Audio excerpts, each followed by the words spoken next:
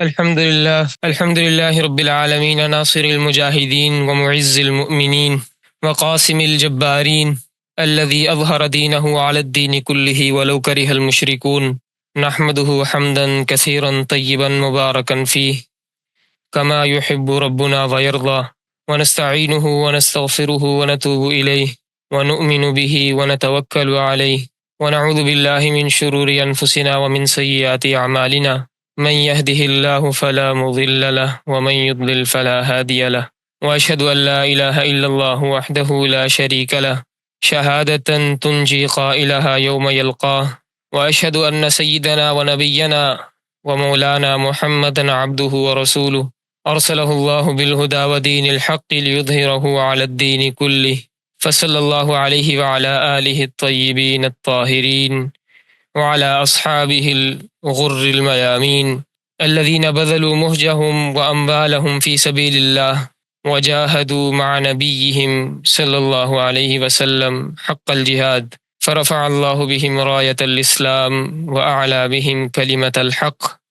فرضي الله عنهم أجمعين وجعلنا من السائرين على نهجهم إلى يوم الدين أما بعد. معزز سامعین و سامعات، الحمدللہ اللہ تبارک و تعالیٰ کے فضل سے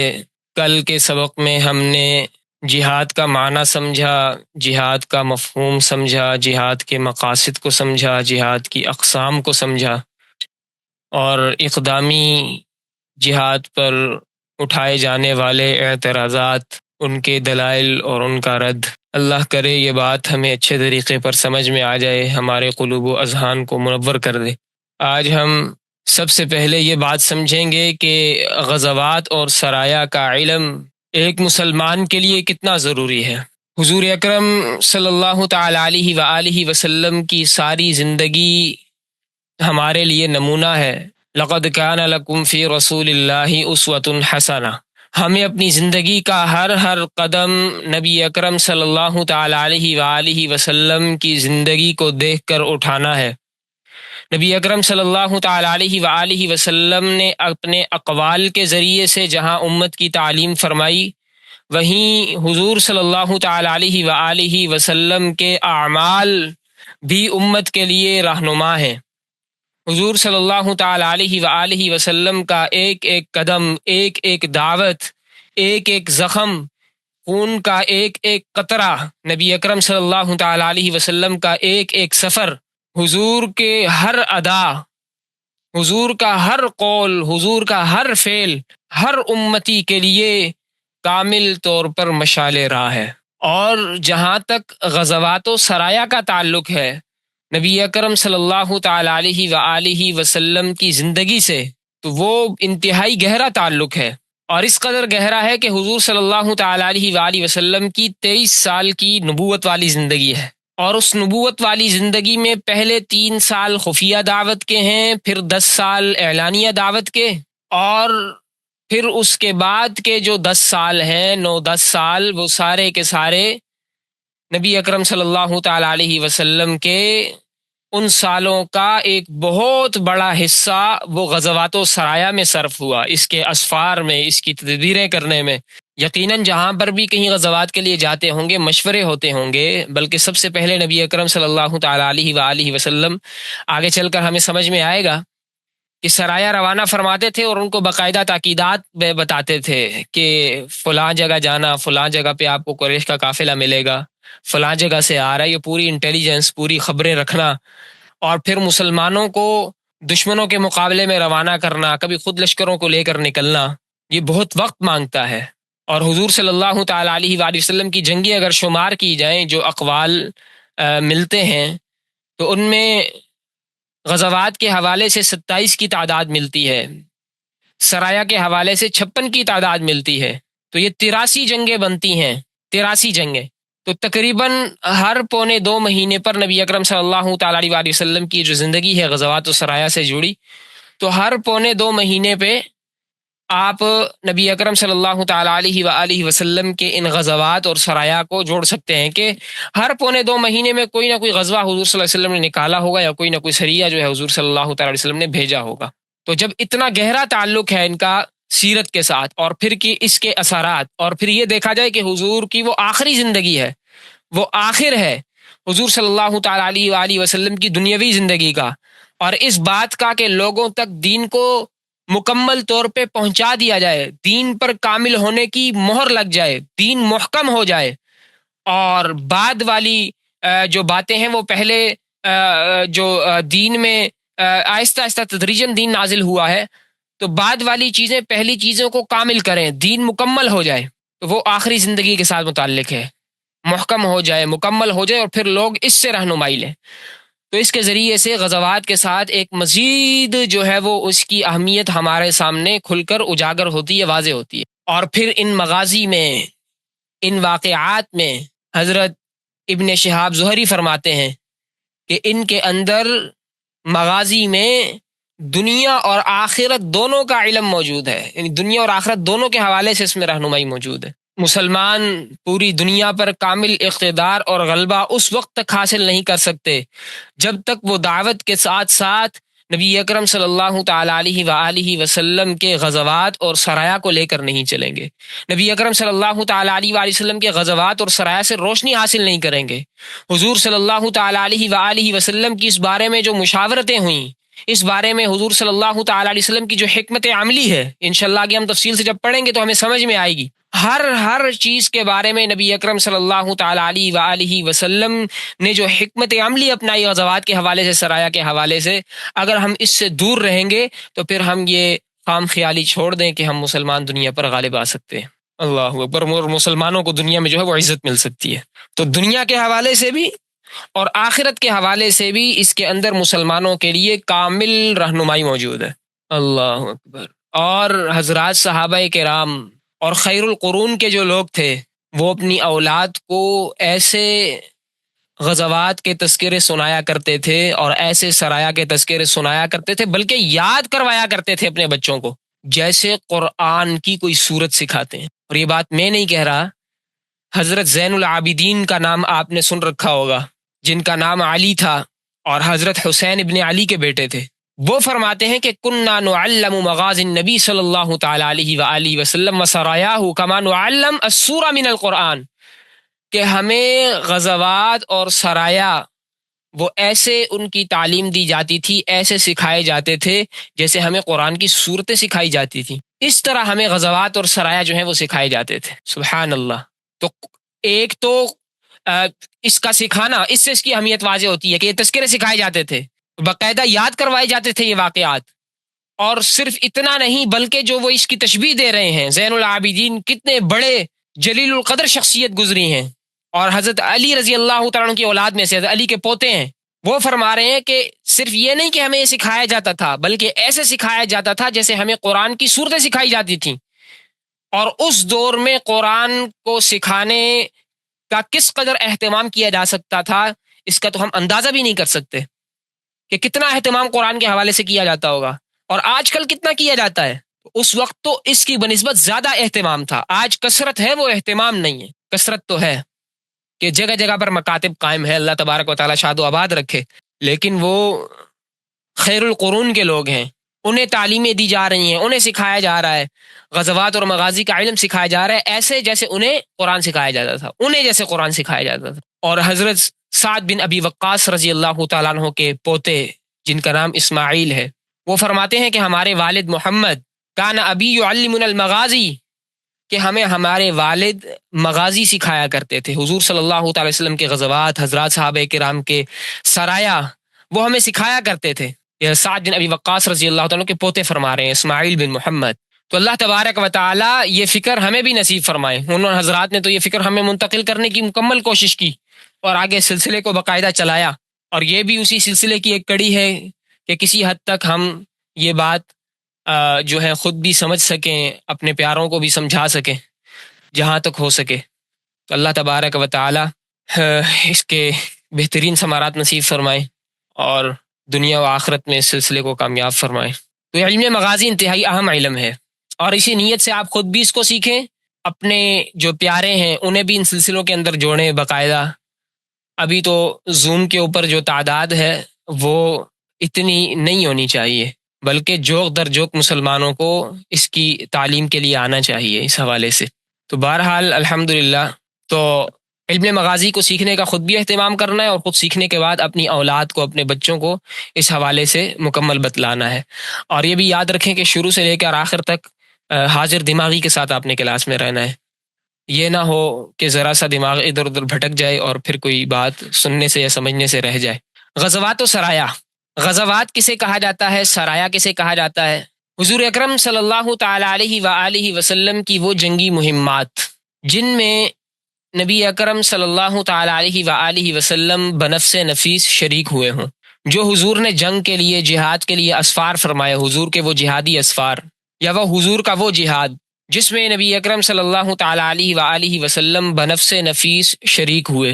اسے غزوہ کہا جاتا ہے علماء سیر کی اصطلاح میں۔ اور سرایا جو ہے ان لشکروں کو کہا جاتا ہے کہ جن میں نبی اکرم صلی اللہ تعالی علیہ وآلہ وسلم خود تو شریک نہیں ہوئے، لیکن حضور کے حکم پہ حضرات صحابہ کرام کے جو لشکر روانہ ہوئے دشمنوں کے خلاف، وہ سرایا کہلاتے ہیں۔ اب چاہے اس میں جنگ ہوئی ہو نہ ہوئی ہو، وہ غزوہ کہلائے گا، وہ سریہ کہلائے گا، چاہے جنگ کی نوبت آئی ہو یا نہ آئی ہو۔ یوں تو حضور صلی اللہ تعالی وسلم کے غزوات جس میں بنفس نفیس شریک ہوئے وہ 27 ہیں، اور سیرت کی کتابوں میں باقاعدہ لکھا ہوا ہے کہ ان میں 9 غزوات ایسے ہیں، 9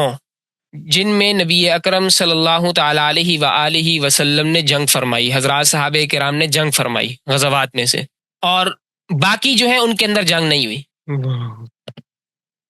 تو 27 غزوات میں سے 9 غزوات میں جنگ لڑی گئی ہے، اور جن میں جنگ نہیں بھی لڑی گئی ان کے بھی بہت دور رس اثرات قائم ہوئے، مرتب ہوئے، اور بہت سے اثرات مرتب ہوئے انشاءاللہ جب ان غزوات کا، ان سرایا کا جب تذکرہ آئے گا۔ آج کی جو سرایا ہے ان کا تعلق بھی اسی کے ساتھ ہے، بہت کم ہی کہیں سریہ سعد بن ابی وقاص، سریہ عبیدہ بن حارث رضی اللہ تعالیٰ عنہ، سعد بن ابی وقاص رضی اللہ تعالیٰ عنہ نے جو وہ تیر چلائے تھے، لیکن اس کے بہت دور رس اثرات ہوتے ہیں، دشمن مرعوب ہوتا ہے، اور دیگر رہنمائی اس کے حوالے سے ملتی ہے انشاءاللہ تعالیٰ، وہ اگلے اسباق میں ہم سمجھیں گے۔ تو 9 غزوات میں جو ہے وہ قتال ہوا، اور ان میں پہلا غزوہ وہ غزوہ بدر ہے۔ غزوہ بدر جو مشہور غزوہ ہے، غزوہ بدر، اس میں قتال ہوا، غزوہ احد میں قتال ہوا، غزوہ مریسیع میں، غزوہ خندق میں، بنو قریظہ میں، غزوہ خیبر میں، اسی طرح فتح مکہ میں جنگ ہوئی ہے، بہت سے لوگوں کو مارا گیا، اسلام کے دشمنوں کا قلع کما کیا گیا۔ اسی طرح غزوہ حنین ہے، غزوہ طائف ہے۔ تو یہ غزوات ایسے ہیں جن میں جنگ ہوئی، اور ان کے علاوہ جو نبی اکرم صلی اللہ تعالی علیہ وآلہ وسلم کے غزوات ہیں ان میں جنگ نہیں ہوئی۔ تو چاہے جنگ ہو یا نہ ہو، نبی اکرم صلی اللہ تعالی علیہ وآلہ وسلم کا جو قتال کا سفر ہو یا جو جہاد ہو اسے غزوہ کہیں گے، جس میں نبی اکرم صلی اللہ تعالی علیہ وسلم بنفس نفیس شریک ہوئے، اور جس میں نبی اکرم صلی اللہ تعالی علیہ وسلم بنفس نفیس شریک نہیں ہوئے اسے سریہ کہتے ہیں۔ اور اس سریے کو بعث بھی کہا جاتا ہے، بعث۔ آپ کو عربی کتابوں کے اندر یہ الفاظ ملیں گے، بعث کے الفاظ ملیں گے، سریے کے الفاظ ملیں گے، ان کی جمع بھی ملے گی، سرایا، بعوث۔ تو یہ ساری وہ جنگیں ہیں جن میں نبی اکرم صلی اللہ تعالی علیہ وسلم بنفس نفیس تو شریک نہیں ہوئے، لیکن صحابہ کرام کے لشکروں کو بھیجا۔ اور غزوہ، یہ غزا یغزو سے ہے، غزا یغزو کا معنی ہوتا ہے جنگ کرنا، جنگ کرنا۔ اب یہ سارے قتال کے لیے تھے، یہ سارے جتنے غزوات ہیں، تو اسی لیے ان کو غزوات کہا جاتا ہے۔ اور پھر یہ جس میں نبی اکرم صلی اللہ علیہ وسلم شریک ہوئے اس کے ساتھ خاص ہو گیا۔ اور سرایا یہ سریہ سے ہے، سریہ اسے کہا جاتا ہے وہ لشکر جسے رات کو جو ہے وہ بھیجا جائے، رات کے وقت جو روانہ ہو۔ تو اسی سے سبحان الذی اسریٰ بعبدہ لیلا، وہاں پر اسریٰ کا لفظ آیا ہوا ہے کہ اللہ تبارک و تعالیٰ نبی اکرم صلی اللہ تعالی وسلم کو معراج پہ لے گئے، اسریٰ، راتوں رات لے گئے۔ تو یہ سریہ، اس کا مطلب یہ نہیں ہے کہ راتوں کو نکلے کرتے تھے یہ لشکر، بلکہ یہ جو سریے کا لفظ ہے یہ اس لیے اس کے لیے خاص کیا گیا کیونکہ پتہ نہیں چلتا تھا کہ کس وقت نبی اکرم صلی اللہ علیہ وسلم صحابہ کرام کے لشکر کو روانہ فرما دیں، کس وقت جو ہے صحابہ کو بھیج دیں۔ بہت رازداری کا اہتمام بھی کیا جاتا تھا، تو بعض جگہوں سے یہ رہنمائی ملتی ہے۔ تو سریہ نبی اکرم صلی اللہ تعالی علیہ وآلہ وسلم نے صحابہ کرام کے جو لشکر روانہ فرمائے انہیں کہا جاتا ہے۔ کیوں کہا جاتا ہے وہ بھی آپ سے عرض کر دیا۔ غزوات و سرایا کی تعداد کے حوالے سے جیسے ابھی آپ سے عرض کیا، تو 27 کی تعداد بھی منقول ہے بہت سے حضرات سے، اور اسی طرح 24 کی تعداد حضرت سعید بن مسیب سے منقول ہے، حضرت جابر بن عبداللہ سے 21 کی تعداد، حضرت زید بن ارقم سے 19 کی تعداد۔ مختلف تعدادیں وہ غزوات کے حوالے سے روایت کی گئی ہیں، تو اس میں پریشانی کا کوئی معاملہ نہیں، بلکہ جو تعداد بیان کی جاتی ہے تو بعض حضرات دو غزووں کو جو قریب قریب کے غزوے ہیں انہیں ایک ہی سفر میں شامل کر کے اسے ایک ہی غزوہ شمار کر رہے ہیں ان میں سے، اور یہ بھی ہو سکتا ہے کہ بعض حضرات کو کچھ غزوات کا علم نہ ہوا ہو تو انہوں نے کم تعداد ذکر کی ہو، کسی نے 19 ذکر کر دی، کسی نے 24 ذکر کر دی، کسی نے 21 ذکر کر دی، تو بہرحال 27 کی تعداد ہے جو زیادہ سے زیادہ منقول ہے نبی اکرم صلی اللہ تعالی وسلم کی غزوات سے متعلق۔ اور اسی طرح سرایا کی تعداد بھی اگر دیکھی جائے تو اس میں بھی 40، 35، 48، 38 مختلف اقوال ملتے ہیں، اور جیسے آپ سے عرض کیا کہ 56 کی تعداد بھی ملتی ہے جو کہ ابن جوزی رحمۃ اللہ علیہ نے ابن جوزی رحمۃ اللہ علیہ سے منقول ہے 56 کی تعداد۔ تو زیادہ سے زیادہ جو سرایا کی تعداد ملتی ہے وہ 56 ہے، اور جو غزوات کی تعداد ملتی ہے وہ 27 ہے۔ سب سے پہلا سریہ کون سا ہے؟ نبی اکرم صلی اللہ تعالی علیہ وآلہ وسلم نے جو دشمنوں کے خلاف روانہ فرمایا۔ اللہ اکبر۔ تو ہم نے یہ جو ترتیب آپ کے سامنے ذکر کی ہے، بہت سے اہل سیر نے اس ترتیب کو ذکر کیا ہے۔ آپ علامہ واقدی جو کہ امام المغازی سمجھے جاتے ہیں، انہوں نے اپنی کتاب میں جو کہ المغازی للواقدی کے نام سے مشہور ہے، اس میں انہوں نے یہی ترتیب ذکر کی ہے: سریہ حمزہ بن عبد المطلب، سریہ عبیدہ بن حارث، اور اس کے بعد سریہ سعد بن ابی وقاص رضی اللہ تعالیٰ عنہ۔ اور بعض احباب نے اسی طرح سیرت مصطفیٰ کے اندر بھی یہی طریقہ ذکر کیا گیا، یہی ترتیب ذکر کی گئی ہے، اسی ترتیب سے سرایا کا تذکرہ کیا گیا ہے۔ لیکن محمد بن اسحاق رحمۃ اللہ علیہ وغیرہ وہ کہتے ہیں کہ یہ تینوں سرایا جو ہیں یہ 2 ہجری میں غزوہ ابواء کے بعد روانہ کیے گئے ہیں۔ تو بہرحال نبی اکرم صلی اللہ تعالیٰ علیہ وآلہ وسلم نے جو پہلا سریہ دشمنوں کے خلاف روانہ فرمایا وہ سریہ حمزہ بن عبد المطلب رضی اللہ تعالیٰ عنہ ہے۔ یہ کب روانہ کیا گیا؟ تو نبی اکرم صلی اللہ علیہ وسلم نے سب سے پہلے ہجرت کے 7 مہینے بعد رمضان المبارک 1 ہجری میں، یا اس کے متعلق ربیع الاول 2 ہجری کا بھی تذکرہ آتا ہے، تو یا ربیع الاول 2 ہجری میں نبی اکرم صلی اللہ تعالیٰ علیہ وآلہ وسلم نے 30 صحابہ کرام کی معیت میں 30 صحابہ کرام ان کے ساتھ بھیجے، اور انہیں بھیجا گیا سیف البحر کی طرف، اور ان کا ہدف کیا تھا؟ قریش کا قافلہ آ رہا تھا، اس میں 300 سوار تھے، اور ان کا جو سردار تھا وہ ابو جہل تھا، وہ شام سے مکہ کی طرف آ رہا تھا، تو انہیں بھیجا گیا تھا کہ جا کے تم ان کا تعاقب کرو۔ تو 30 صحابہ کرام نبی اکرم صلی اللہ تعالیٰ علیہ وآلہ وسلم نے حضرت حمزہ بن عبد المطلب رضی اللہ تعالیٰ عنہ کے ساتھ رمضان 1 ہجری میں یا ربیع الاول 2 ہجری میں یہ سریہ جو ہے یہ روانہ فرمایا۔ اس غزوے میں جو اس سریے میں جو 30 صحابہ کرام تھے،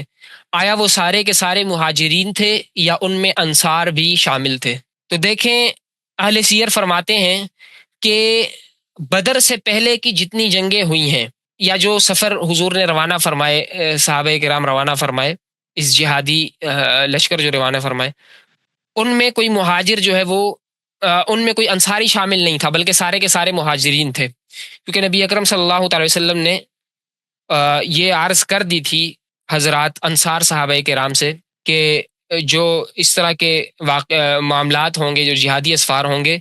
وہ مہاجرین کے ذمے ہوں گے، تو وہ مہاجرین جا کے جنگیں کریں گے فلاں فلاں۔ تو غزوہ بدر کے اندر پھر اسی وجہ سے نبی اکرم صلی اللہ علیہ وسلم نے انصار کی جو ہے وہ توجہ حاصل کرنے کے لیے انہیں مخاطب بھی کیا تھا اور وہ طریقہ اختیار فرمایا تھا۔ تو اہل سیر اس لیے فرماتے ہیں کہ پہلی جنگوں میں کوئی انصاری جو ہیں وہ شامل نہیں ہوئے۔ انصاری اور مہاجرین کے بارے میں تو آپ کو پتہ ہوگا کہ انصار صحابہ کے نے کہا جاتا ہے، مہاجرین کے نے کہا جاتا ہے۔ مہاجرین جو ہجرت کر کے آئے، مہاجر سے ہجرت کرنے والا، مہاجرین مہاجر کی جمع ہے، اور انصار ان صحابہ کو کہا جاتا ہے کہ جو مدینہ میں تھے، جو وہاں کے مقامی حضرات صحابہ کرام تھے، تو جو ادھر ادھر سے ہجرت کر کے آئے تھے وہ مہاجرین کہلاتے تھے۔ تو سریہ حمزہ رضی اللہ تعالیٰ عنہ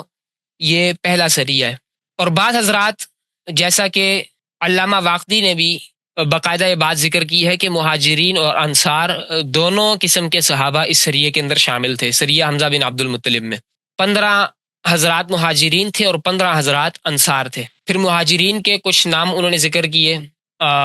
جو نام انہوں نے ذکر کیے ان میں پہلا نام حضرت عبیدہ بن الجراح رضی اللہ تعالیٰ عنہ کا ہے۔ اسی طرح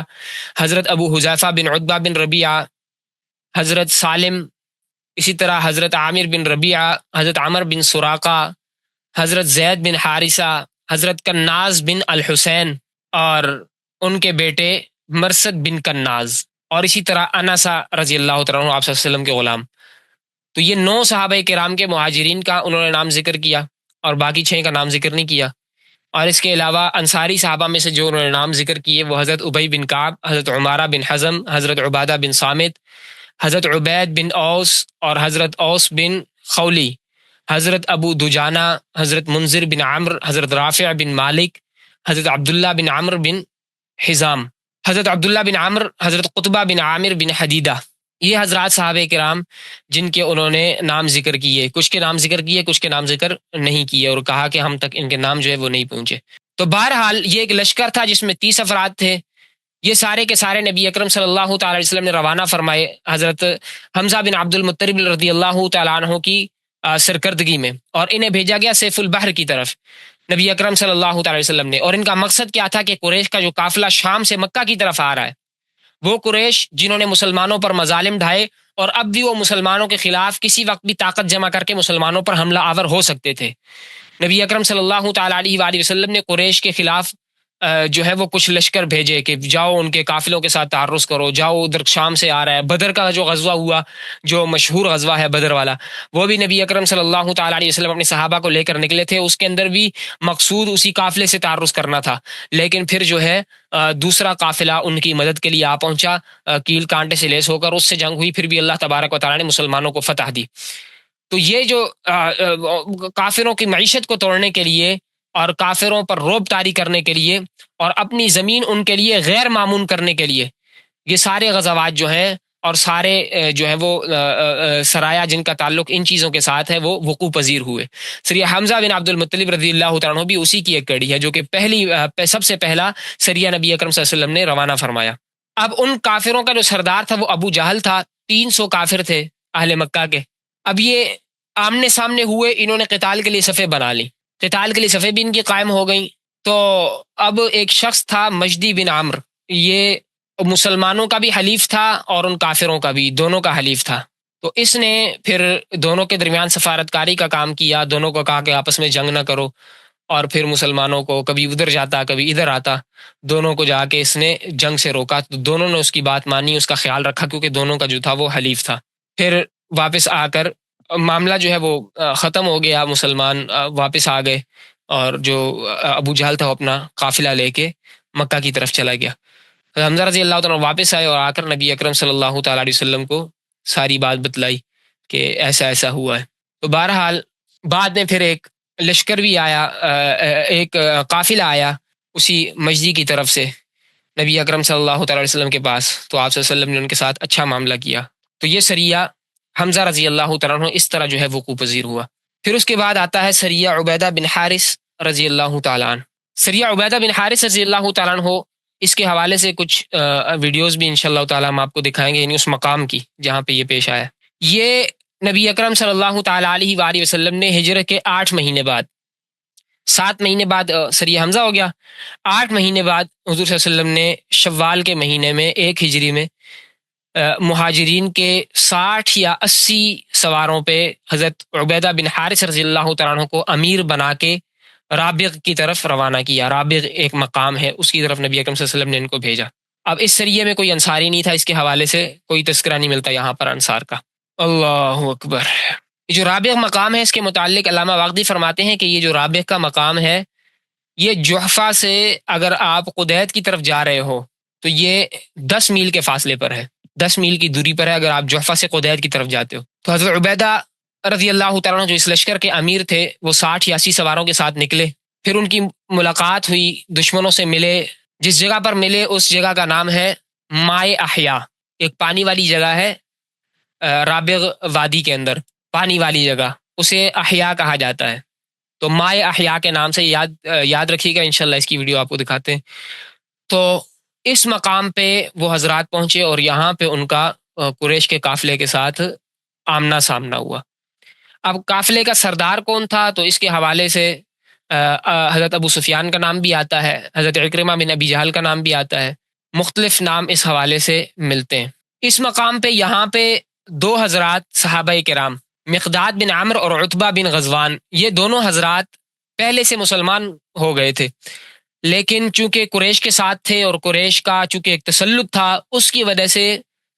وہ ہجرت نہیں کر سکتے تھے، ہجرت سے مجبور تھے، تو وہ بھی قریش کے قافلے کے ساتھ مل گئے تاکہ جب موقع ملے گا تو مسلمانوں سے جا ملیں گے۔ غزوات کی حکمتوں سے ایک یہ بھی ہے، اللہ تبارک و تعالیٰ نے دشمنوں کا زور توڑا تو لوگ فوج در فوج اسلام میں داخل ہوئے، اور اسلام کو اچھے طریقے سے لوگوں کو سمجھنے کا موقع ملا، صاف ذہنوں کے ذریعے سے، بیچ میں کوئی شور و شغب کرنے والا نہیں تھا۔ تو اس طرح کے لوگ اور بھی مسلمان بہت سے ایسے مجبور تھے، ابو جندل رضی اللہ تعالیٰ کے حوالے سے آپ پڑھ لیں۔ تو بہرحال یہ حضرات جو ہیں مسلمانوں کے ساتھ آ کے مل گئے، کفار کے گروپ سے نکل گئے، وہاں سے مسلمانوں کے ساتھ آ کے مل گئے۔ دشمنوں کے لشکر کی تعداد 200 تھی۔ یہاں پر حضرت سعد بن ابی وقاص رضی اللہ تعالیٰ عنہ نے اس سریے کے اندر تیر چلائے، نہ کوئی جنگ ہوئی نہ کوئی اور معاملہ ہوا، صرف حضرت سعد بن ابی وقاص رضی اللہ تعالیٰ عنہ نے تیر چلائے۔ اس میں انہوں نے اپنے جو ہے وہ ترکش سے تیر نکالے اور خوب جو ہے وہ تیر اندازی کی، اپنے سارے کے سارے تیر انہوں نے ختم کر دیے، اور جو تیر بھی چلایا اس نے یا تو کسی سواری کو زخمی کیا، کسی بندے کو زخمی کیا۔ 20 تیر تھے ان کے پاس، یہ قول بھی ملتا ہے کہ ان کے پاس 20 تیر تھے، تو انہوں نے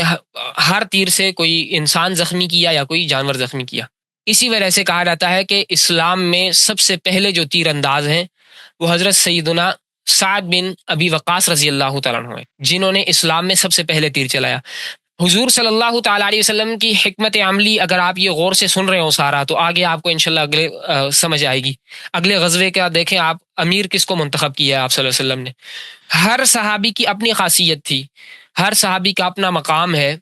اور یقیناً ایک ادنا سے ادنا صحابی کا ادنا سے ادنا عمل پوری امت کے اعمال اس تک نہیں پہنچ سکتے۔ تو لیکن ان صحابہ کرام میں بھی نبی اکرم صلی اللہ علیہ وسلم دیکھا کرتے تھے ان چیزوں کو۔ تو اگلا جو سریہ روانہ فرمایا نبی اکرم صلی اللہ علیہ وسلم نے، وہ اس کی کمان انہی حضرت سعد بن ابی وقاص رضی اللہ تعالیٰ عنہ کو دی، اور انہوں نے تیر جو چلائے تھے وہ دوسرے سریے میں، سریہ عبیدہ بن حارث رضی اللہ تعالیٰ عنہ میں چلائے تھے۔ 20 کے 20 تیر خالی کر دیے، اور ہر تیر پہ جو ہے انہوں نے کسی انسان کو یا کسی سواری کو جو ہے وہ زخمی کیا۔ تو باقی صفیں وغیرہ بنانے کی اور تلواریں وغیرہ سونتنے کی کوئی نوبت نہیں آئی، انہی کے تیر چلے، پھر سارے اپنے اپنے رستوں پر چلے گئے۔ اور امام واقدی فرماتے ہیں کہ سعد بن ابی وقاص رضی اللہ تعالیٰ عنہ انہوں نے فرمایا کہ میں نے حضرت عبیدہ بن حارث رضی اللہ تعالیٰ عنہ سے کہا، حضرت عبیدہ بن حارث جو کہ اس لشکر کے امیر تھے، کہتے ہیں میں نے ان سے کہا کہ لو اتبعناہم لاصبناہم فانہم قد ولوا مرعوبین، یہ تو ڈر کے بھاگے ہیں، اگر ہم ان کے پیچھے چلیں تو ہم ان کو گھیر سکتے ہیں۔ تو قال فلم یتابعنی علی ذلک فانصرفنا الی المدینہ، تو حضرت عبیدہ بن حارث رضی اللہ تعالیٰ عنہ کی حکمت دیکھی ہوگی، تو لشکر کے امیر تھے، تو ان سے انہوں نے اجازت مانگی، تو انہوں نے انہیں اجازت نہیں دی، انہیں کہا کہ نہیں ابھی ہم واپس مدینہ جائیں گے، اور پھر مدینہ چلے گئے۔ اس حوالے سے ایک بات ہی یاد رکھیں گے، جو دونوں سرایا ہے، سریہ سیدنا حمزہ بن عبد المطلب اور سریہ سیدنا عبیدہ بن حارث، اب ان کی جو روانگی ہے وہ قریب قریب کی ہے، ایک رمضان میں ہے ایک شوال میں ہے، تو اس لیے اس میں ایک اختلاف ہو گیا علماء کا، بعض نے حضرت حمزہ رضی اللہ تعالیٰ کی روانگی کو مقدم بتایا، اور بعض نے حضرت عبیدہ رضی اللہ تعالیٰ کی روانگی کو جو ہے وہ مقدم بتایا۔ تو اللہ تبارک و تعالیٰ بہتر جانتے ہیں اس حوالے سے۔ اور بعض رات کہتے ہیں کہ یہ دونوں جو بعض ہیں، دونوں سریے یہ اکٹھے یہ واقعات ہوئے ہیں، اس لیے جو ہے اشتباہ ہو گیا، کسی نے ایک کو مقدم کر دیا اور کسی نے دوسرے کو مقدم کر دیا، ہر ایک اپنی اپنی جگہ پہ جو ہے وہ صحیح ہے۔ تو بہرحال یہ ترتیب جو آپ سے عرض کی جا رہی ہے اسے یاد رکھیے گا۔ اگلا جو واقعہ ہے تیسرا سریہ، وہ ہے حضرت سعد بن ابی وقاص رضی اللہ تعالیٰ عنہ کی سرکردگی میں۔ ذی القعدہ کے مہینے میں 1 ہجری میں 20 مہاجرین کو حضرت سعد بن ابی وقاص رضی اللہ تعالیٰ عنہ کی سرکردگی میں نبی اکرم صلی اللہ علیہ وسلم نے خرار کی طرف روانہ فرمایا۔ وہ جو ہے حضرت عبیدہ بن حارث رضی اللہ تعالیٰ عنہ، وہ رابغ کی طرف گئے تھے، اور بطن رابغ میں ما یحییٰ پہ ان کی ملاقات ہوئی تھی دشمن کے لشکر سے، اور سریہ سعد بن ابی وقاص رضی اللہ تعالیٰ عنہ یہ بھیجا گیا تھا خرار کی طرف، اور یہ جحفہ کے قریب ایک وادی ہے اور غدیر خم کے قریب ہے۔ یہ آپ حضرات میں سے جنہوں نے ہجرت کا کورس پڑھا ہے اس میں باقاعدہ نقشوں کے ذریعے سے، میپ کے ذریعے سے یہ بات سمجھائی تھی، تو ان کے ذہن میں انشاءاللہ آ گیا ہوگا، یہ وہی مقامات ہیں۔ تو خرار کی طرف انہیں بھیجا، اور یہ حضرات جو تھے دن کو چھپتے تھے اور رات کو جو ہے سفر کرتے تھے۔ تو خرار جب پہنچے، وہاں جا کے معلوم ہوا کہ قریش کا قافلہ جو ہے نکل گیا ہے، تو پھر یہ لوگ مدینہ منورہ واپس آ گئے، اور حضرت امام واقدی نے حضرت ابوبکر بن اسماعیل بن محمد سے روایت کی ہے کہ وہ اپنے والد سے روایت کرتے ہیں، اور وہ حضرت عامر بن سعد سے، اور وہ اپنے والد سے، کہ نبی اکرم صلی اللہ تعالیٰ علیہ وسلم نے ارشاد فرمایا حضرت سعد کو کہ اخرج یا سعد، کہ اے سعد جاؤ یہاں تک کہ تم تبلغ الخرار، تم وادی خرار میں پہنچو، وہاں سے قریش کا ایک قافلہ گزرے گا۔ یہ آپ حدیث کے الفاظ سنیں، فَإِنَّ عِيرًا لِقُرَيْشٍ سَتَمُرُّ بِهِ، کہ خرار سے قریش کا ایک قافلہ گزرنے والا ہے۔ اب نبی اکرم صلی اللہ تعالیٰ علیہ وسلم اتنی خبر بھی رکھتے تھے، اور یہ مکمل ایک انٹیلیجنس کا نظام تھا، نبی اکرم صلی اللہ علیہ وسلم اپنے جاسوس وغیرہ روانہ کیا کرتے تھے، یا بہرحال جیسے بھی حضور کو علم اس چیز کا ہو رہا ہے، پورا علم حضور نے رکھا ہوا ہے، اور پھر اس کے مطابق مکمل انتہائی وقت کی مناسبت سے اپنے صحابہ کرام کے لشکروں کو جو ہے وہ بھیج رہے ہیں۔ تو سعد بن وقاص فرماتے ہیں فخرجت فی 20 رجلا و 21 علی اقدامنا، کہ میں 20 یا 21 لوگوں کو لے کے نکلا، تو ہم دن کو جو ہے وہ چھپ جاتے تھے، رات کو چلتے تھے، تو سارا انہوں نے ذکر کیا۔ تو کہتے ہیں ہم پہنچے تو پھر ہم نے دیکھا کہ وہ قریش کا جو قافلہ ہے وہ کہ پہلے ہی نکل گیا تھا، ایک دن پہلے وہاں سے نکل گیا تھا، اور حضور صلی اللہ تعالیٰ علیہ وسلم نے یہ عہد دیا تھا کہ خرار سے آگے تم نے نہیں جانا، خرار تک پہنچنا، وہاں سے دشمن کا قافلہ گزرے گا، بالفرض اگر وہ گزر گیا پہلے یا کوئی اور معاملہ ہوا یا وہ گزر گیا، تم اس کا پیچھا کرنے کے لیے نہیں جاؤ گے، خرار سے آگے تم نے نہیں جانا، اس وادی سے آگے۔ تو انہوں نے اطاعت رسول صلی اللہ علیہ وسلم میں، اطاعت امیر میں اس بات کا لحاظ رکھا کہ خرار سے آگے نہیں گئے، اور فرماتے ہیں وَلَوْلَا ذَلِكَ لَرَجَوْتُ أَنْ أُدْرِكَهُمْ، اگر حضور نے یہ نہ فرمایا ہوتا تو مجھے امید تھی کہ میں انہیں پا لیتا، وہ مل جاتے۔ حضرت سعد بن ابی وقاص رضی اللہ عنہ فرما رہے ہیں۔ تو بہرحال ان چیزوں سے جہاں ایک طرف ہمیں واقعات کا علم ہوتا ہے، وہاں بہت سی چیزیں ہمارے سامنے کھل کے آتی ہیں۔ تو کچھ چیزوں کو تو میں نے آپ کے سامنے وہ کیا، اور ان کے ساتھ ہم جتنا جڑیں گے، جتنا ان کو سمجھیں گے، جتنا جس کا برتن ہے وہ کوشش کرے مکمل بھرے اس کو، اور اللہ تعالیٰ سے مزید کی دعا کرے، تو تب جا کر ہم انشاءاللہ اس سے بہت فائدہ جو ہے ہمیں نصیب ہوگا انشاءاللہ تعالیٰ۔ سریہ عبیدہ بن حارث رضی اللہ تعالیٰ کے حوالے سے جیسے آپ سے ذکر کیا کہ یہ مائے احیا میں جو ہے دشمنوں سے ملا تھا مسلمانوں کا لشکر، سعد بن ابی وقاص رضی اللہ عنہ وہاں پہ تیر چلائے تھے، تو اس کے حوالے سے ایک دو ویڈیوز انشاءاللہ آپ کو دکھاتے ہیں۔ یہ دیکھیے، یہ ویڈیو اس وادی کے مائے احیا کی، نبی اکرم صلی اللہ تعالیٰ علیہ وآلہ وسلم ہجرت کے سفر میں بھی یہاں سے گزرے تھے، اور اسی مقام پہ حضرت سعد بن ابی وقاص رضی اللہ تعالیٰ عنہ نے سریہ عبیدہ بن حارث میں تیر بھی چلائے۔ اللہ، یہ حرۃ الشیبہ میں وادی احیا ہے۔ حرۃ الشیبہ کیا ہے، اس کی میں تصویر آپ کو دکھاتا ہوں۔ اور ایک تو نبی اکرم صلی اللہ تعالیٰ علیہ وآلہ وسلم ان رستوں سے ہجرت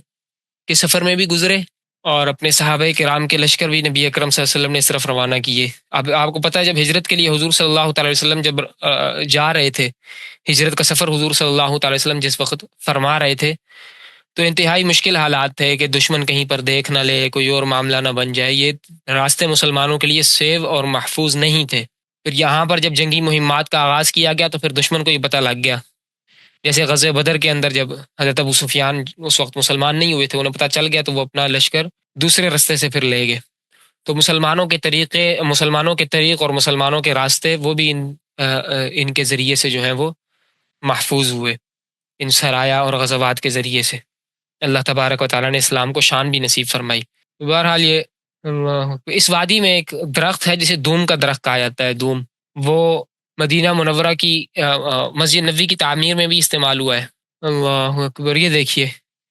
اور یہ جو درخت ہے کہیں کہیں سینکڑوں سال بھی اس کی عمر ہوتی ہے، بہت پرانے درخت ہیں یہ اس وادی میں، دوم کے درخت۔ اور یہ سارے مقامات اور یہ ساری جگہیں اس بات کی گواہ ہیں کہ یہاں پر کبھی نبی اکرم صلی اللہ علیہ وسلم کا گزر ہو رہا ہے، کبھی حضرات صحابہ کرام گزر رہے ہیں، کبھی جو ہے دشمنوں کے سے جو ہے وہ آمنا سامنا ہو رہا ہے۔ ایمان کی ان حلاوتوں کا، ایمان کی ان شانوں کے یہ مقامات جو ہیں گواہ ہیں۔ اللہ تبارک و تعالیٰ ہم سب کو لے جائے، بار بار لے جائے، ہم ان مقامات کی اچھے سے زیارت کریں، انہیں سمجھیں۔ یہ جو وادی احیا ہے جس بتایا کہ یہ حرۃ الشیبہ میں ہے، تو حرۃ الشیبہ میں اللہ تبارک و تعالیٰ نے اس وادی کے لیے حرۃ الشیبہ کا جو ہے وہ ایسے پھاڑا ہے، یہ نبی اکرم صلی اللہ تعالی وسلم کا نام سا ایک بنا ہوا ہے، اس کو انہوں نے اس پہ ہائی لائٹ کیا۔ اگلی تصویر میں آپ کو نظر آ جائے گا۔ اللہ، یہ دیکھیں۔ بہرحال اللہ تبارک و تعالیٰ ہمیں نبی اکرم صلی اللہ تعالی وسلم کے سے منسوب ہر مقام سے، نبی اکرم صلی اللہ علیہ وسلم سے منسوب ہر سنت سے، ہر چیز سے اللہ تبارک و تعالیٰ ہمیں دل و جان سے محبت نصیب فرمائے۔ سبحانك اللهم وبحمدك نشهد ان لا الہ الا انت نستغفرك ونتوب الیک وآخر دعوانا الحمد للہ رب العالمین۔ انشاءاللہ تبارک و تعالی یہ کورسز باقاعدہ اب سلسلہ شروع ہو گیا ہے تو یہ ہوا کریں گے۔ اب چونکہ یہ پہلا مرحلہ تھا تو اس کے حوالے سے ابھی ہمارے پاس ان مقامات کی کچھ جگہیں بھی تھیں پن ہوئی ہوئی نقشوں پر، وہ بھی آپ کو نہیں دکھا سکے کہ سریہ عبیدہ بن حارث کس مقام پہ ہوا، وہ تو آپ کو دکھا دیا، لیکن اس کی باقاعدہ لوکیشن اس طرح جیسے بتائی جانی چاہیے۔ ویسے اگر آپ کو یہ بھی معلوم ہو تو وہاں جا کے آپ اس مقام تک پہنچ سکتے ہیں جتنا آپ سے عرض کر دیا۔ تو انشاءاللہ تبارک و تعالی بہترین طریقے پر جتنا ہم سے ہو سکا یہ ساری چیزیں آپ کے ساتھ شیئر کی جائیں گی۔